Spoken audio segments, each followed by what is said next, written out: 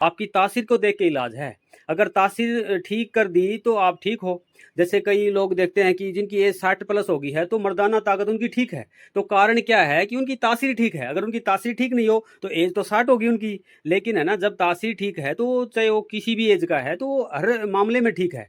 अगर 20 साल का कोई लड़का है और अगर उसकी तासीर बिगड़ गई तो ये नहीं कि वो मर्दाना कमजोरी ही उसकी ठीक नहीं रही, उसके पेट में भी दिक्कत होगी, लीवर में भी दिक्कत होगी, दिमाग का चिड़चिड़ापन भी रहेगा, सुस्ती भी बढ़ती रहेगी। तो ये सारी चीज़ें क्या होती है, ये तासीर से कंट्रोल होगी। और उस तासीर के साथ मतलब दवाई दी जाती है ना, वही दवाई 100% काम करती है मरीजों पे।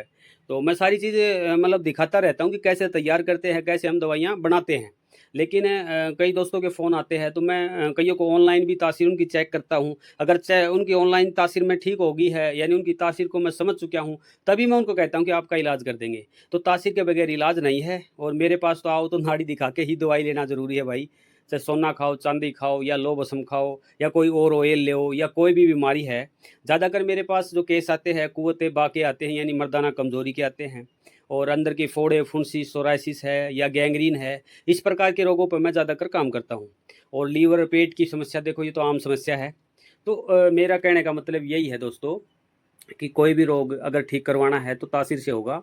शुक्रिया दोस्तों।